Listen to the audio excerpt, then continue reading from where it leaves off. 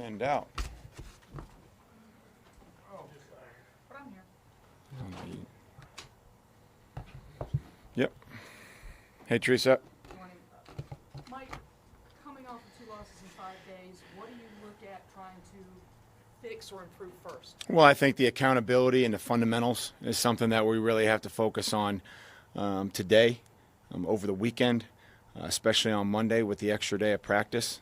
I think that that's what the message is going to be to the team, is that we have to take accountability for our choices, our actions, coaching and playing, and then we have to improve our fundamentals, and use Monday as a day to really concentrate on that. Disappointing that you have to maybe deal with some of that 3 weeks into the season? No, I mean, that's part of being a coach. I mean, that's part of being somebody that has to lead any organization or any team, is that you face different challenges, you face different situations, you face things every day that you have to try to get people moving in the right direction. And that's what we're going to do. We've put ourselves in this position, and 3 games into the season, we're going to do everything we can to get to 2-2. When it comes to trying to help out an offensive lineman, like Chip or whatever, is it more difficult to do that with an inside guy as opposed to a tackle?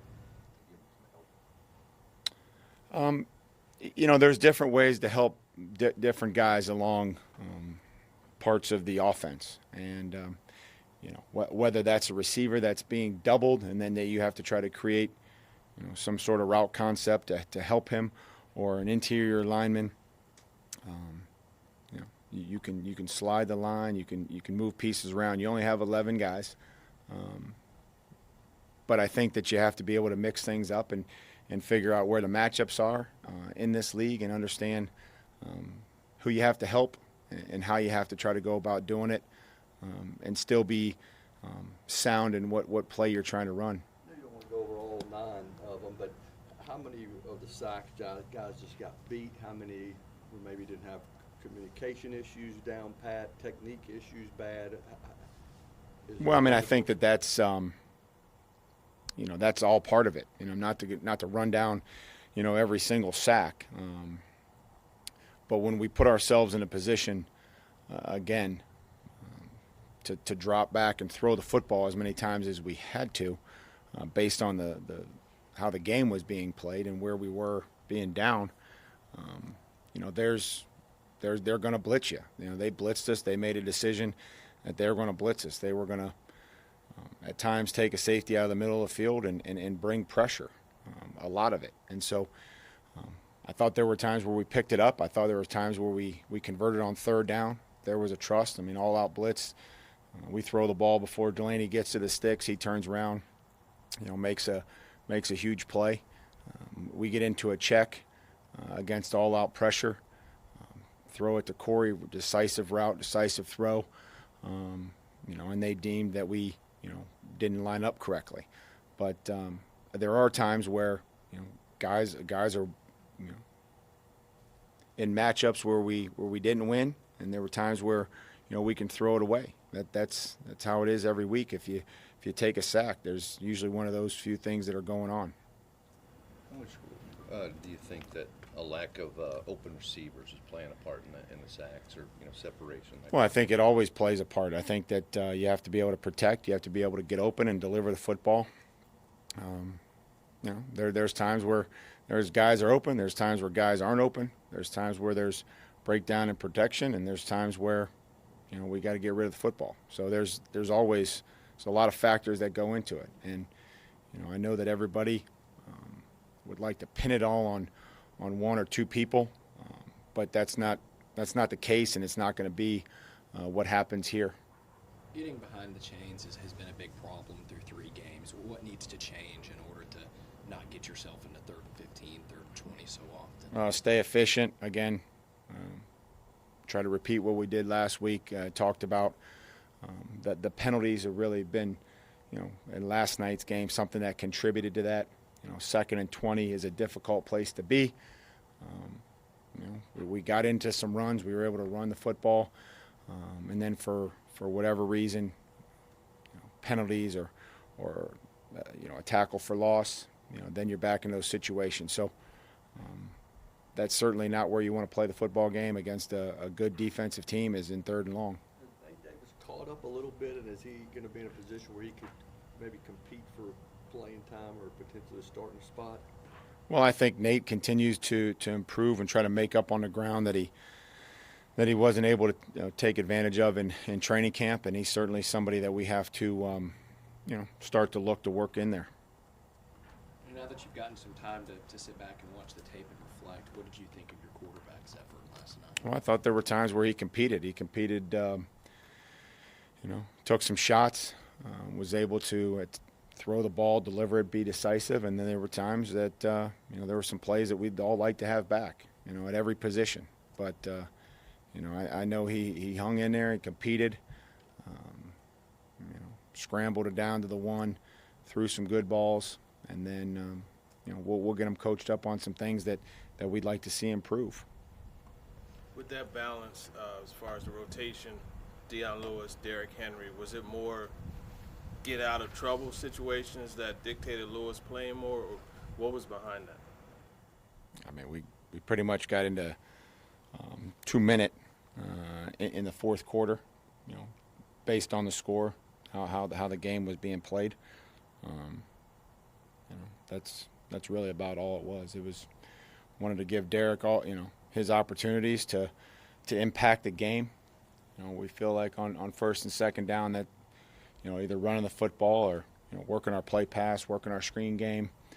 And then Deion, we feel comfortable in 3rd down and what he's doing in protection and getting out of the backfield. And that then when you go to 2-minute, that's kind of where Deion's strength is, and so we'd like to certainly not play these games from behind. I don't think that's what we would like to do, and that's not how we're built right now. Correa, technique on the one that he got penalized for, did he start off well? The helmet got up too close to the face mask, or what did you see if you watch that again? It's not a great view. The sky cam is pretty close to the contact point from our view from the end zone. The referee felt like he saw something that was illegal. Waiting on a response, and I'll update you on whatever Al says. Seems like everybody else is giving those updates, so whatever Al says, I'll let you guys know. As a team, how do you keep guys from getting? There were a lot of calls. Some of them may be questionable. How do you keep a team from maybe getting? Well, I think it's just making sure that we all keep our composure. I'm going to try to do that. Starts with me. Get an explanation. It's what they see. It's certain. Some of those holding calls are. We have nothing to complain about. If the guy breaks the framework of our body and we tug him, that's bad fundamentals, and those should be called. And that's what it is. We have to improve on that. That's something that was a strength of our football team last year. We believe in it. We coach it. We try to play it. But then we can't let them affect us, and we have to try to move on and figure out where we're at in the next situation, whether that's a defensive penalty that moves the ball down or it's an offensive penalty that backs us up. The only thing we can do is keep our composure and move on to the next play and try to figure out how to fix it. Speaking of the defensive penalties, what can Logan Ryan do differently on that pass? I don't think anything. I don't think he can't do anything. You mentioned inquiring about the Correa. Do you inquire about a few calls? Sure, they give us 10. Okay. Full disclosure, they give you 10. And they share, and we get 10 responses. We get 10 responses, and the other team gets up to 10. We get the other teams, what they respond to the other team as well. That's something that's new this year that had been talked about in previous meetings and owners meetings, brought up by Bruce Allen in Washington, because we try to use those things to teach our players and to help our players and say, hey, this is what they saw. They might not have called it this time, but this is what they're looking for. So that's how the process works. We turn them in, and then they're answered in which the order they receive. Sometimes we get them back quicker than other weeks, and we try to have communications with the league, with Al, with what they're instructing the officials to do. Do you go 10 every week, or? No, not every week. No, You get to 10 in this one? I think we got to 10, yeah. Mike, you've had 2-minute situations at end of games the last 2 games now. Do they need to be moving faster and executing, getting to the line, and moving with a little bit more speed? Well, the first 2-minute one was at the end of half, and I felt very comfortable where we were, 44-yard line. 2 timeouts, thought we had a chance to double them up and get some points without having them touch the ball. That didn't happen. And then I think that as the pace of play, I think we can always be faster. Our urgency and normal down and distances in 2-minute, we always want to work with a pace and with an urgency with what we're doing and be an efficient. I think that if you're able to move the ball efficiently, you don't have to maybe be as fast. And when guys are downfield and then there's a 5 or 6 yard route, it makes it a little difficult to go as fast as you'd like. Would you consider the punt return situation still week to week between Adoree and Adam? Well, I think the punt return, everything is week to week. We have to do everything we can to get to 2-2. So whether it be the punt return, the offense, the defense, everything's week to week. That second punt return for Adoree last night, does he need to make that fair catch? We need to try to catch up. We try to save as many yards as we possibly can. In all phases of the game, those hidden yardage we talk about every week is critical. So trying to catch the punch, trying to make great decisions to help us to save yardage. You said that every situation is week to week.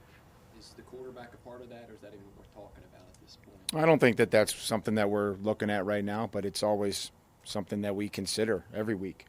But not right now. I think that, again, trying to emphasize the really good throws, the really good production. We got some play pass production. But then again, there was just some plays that we'd like to have back in our run game and our throw game, our defense. We gave up 4 plays for 167 yards and then 50 for, 120. So playing 50 snaps really well and playing 4 not good enough. You evaluate Malcolm today. He gave up some plays. It seemed like he was physical, made some tackles. Competed.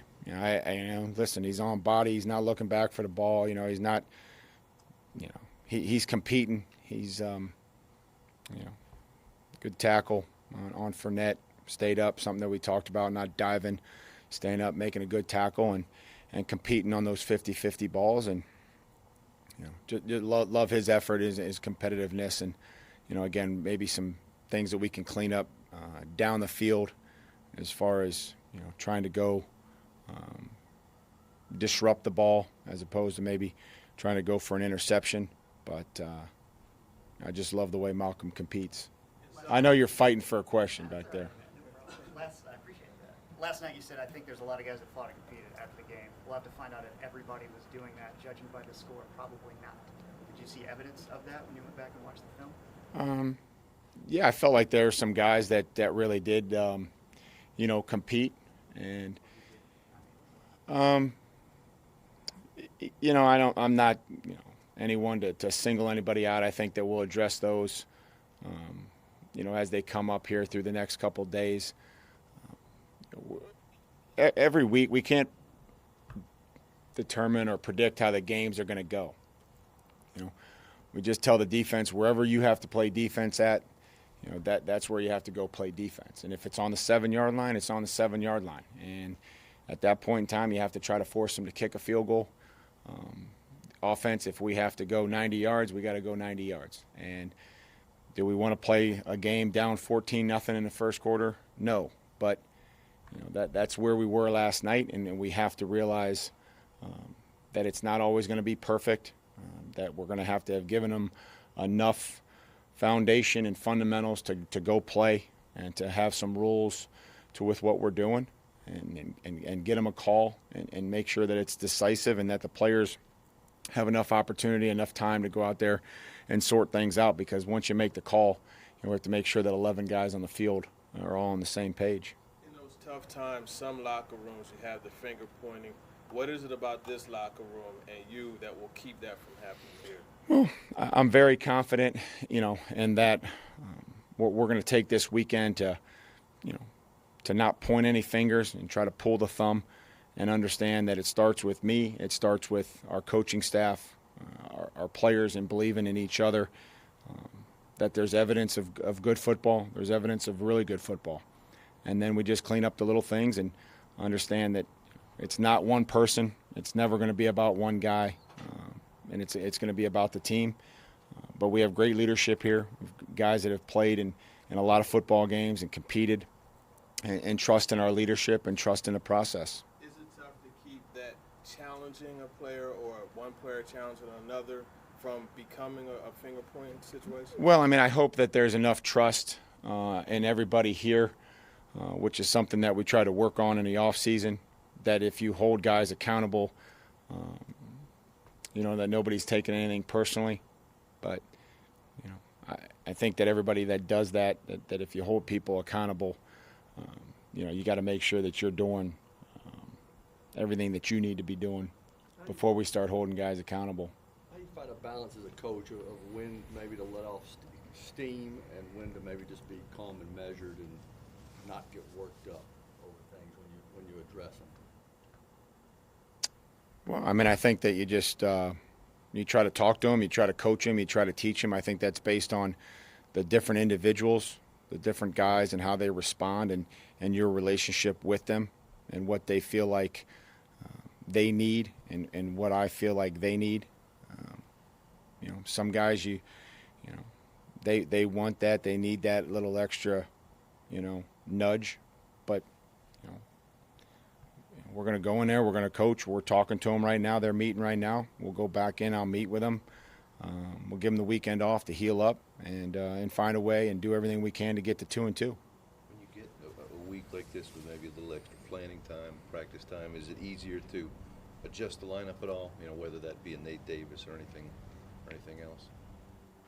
Well, I think it just gives you time to do a lot of different things, whether that's focus on the fundamentals, focus on specifics, focus on details, make changes in lineups, move guys in, around, different spots. You just have more time to do a little bit of everything. But I think the most important thing is that we